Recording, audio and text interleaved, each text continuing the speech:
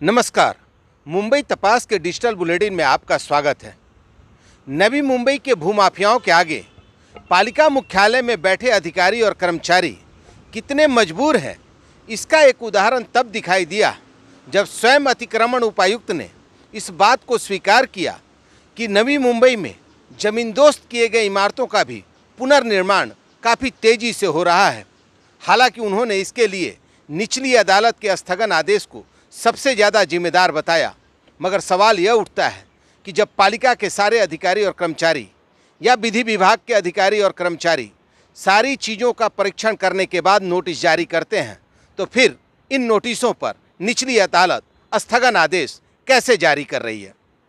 नवी मुंबई में जहां एक ओर कोरोना काल के दौरान जारी लॉकडाउन से आम लोगों की जीविका जबरदस्त प्रभावित हो रही है, वहीं नवी मुंबई में सक्रिय भूमाफियाओं के लिए यह कोरोना काल सोने का अंडा देने वाली मुर्गी बनकर सामने आ रहा है। नवी मुंबई के कई क्षेत्रों में कोरोना काल का फायदा उठाकर सरकारी जमीनों पर अतिक्रमण करके धड़ाधड़ बहुमंजिली इमारतों का निर्माण किया जा रहा है। इस संदर्भ में पिछले कुछ दिनों से पालिका आयुक्त को लगातार शिकायतें मिल रही थीं। इसके बाद पालिका आयुक्त ने अतिक्रमण उपायुक्त अमरीश पटनीगिरे को सभी अवैध इमारतों का प्रत्यक्ष निरीक्षण करने का निर्देश दिया। पालिका आयुक्त के निर्देश का पालन करते हुए अमरीश पटनीगिरे ने सबसे पहले बेलापुर सेक्टर 20 में बनाए जा रहे एक अवैध बहुमंजिली इमारत का प्रत्यक्ष निरीक्षण किया। इस वक्त अमरीश पटनीगिरे के साथ मुंबई तपास की टीम भी मौजूद थी। अमरीश पटनीगिरे को वहां इस बात की जानकारी भी मिली कि जिस विकासक द्वारा इस अवैध इमारत का निर्माण किया जा रहा है, उसने इस इमारत के बगल में ही एक और बहुमंजिली इमारत का निर्माण किया है।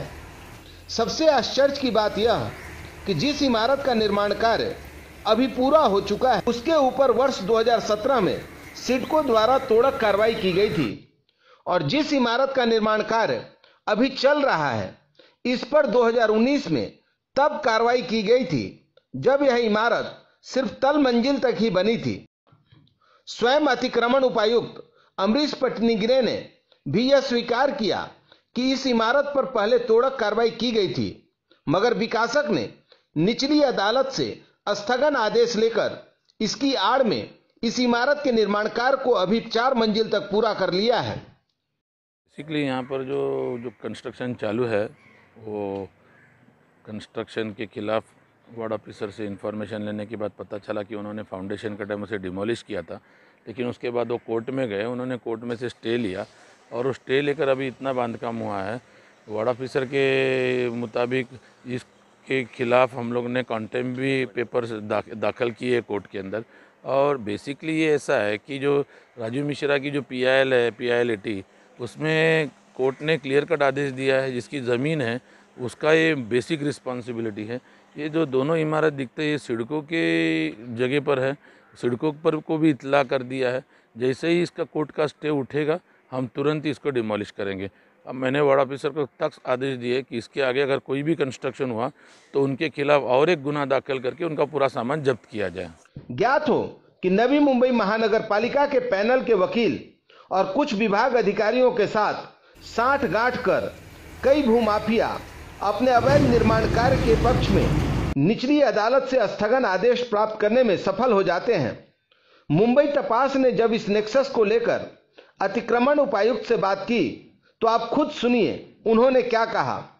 जो सेक्शन आप कोट कर रहे हैं, वो सेक्शन हम लोग बार बार एफिडेविट में भी कोर्ट के सामने डालते हैं, और हमारा वकील इसको ज़रूर आर्ग्यू करता है इस मैटर को। अभी ये तो मैटर ऐसा है कि जो कोर्ट के ऑर्डर आपके पास है, उस कोर्ट के ऑर्डर के ऊपर ही मैं बात कर सकता हूँ, उससे जनरल बात नहीं कर सकता, क्योंकि हमारा एडवोकेट हमेशा खड़ा रहता है उधर। भले ही अमरीश पटनीगिरे अपने पैनल के वकील और विभाग अधिकारियों का बचाव करते नजर आए, मगर मुंबई तपास के पास 4 ऐसे निचली अदालतों के स्थगन आदेश की प्रति मौजूद है, जिसमें यह साफ लिखा है कि पालिका के वकील की अनुपस्थिति और उनके द्वारा उनका स्टे दाखिल न किए जाने के कारण निवेदनकर्ता के पक्ष में स्थगन आदेश जारी किया जाता है। अब इससे स्पष्ट है कि किस तरह पालिका के वकील और विभाग अधिकारी भूमाफियाओं की मदद करते हैं। ब्यूरो रिपोर्ट, मुंबई तपास।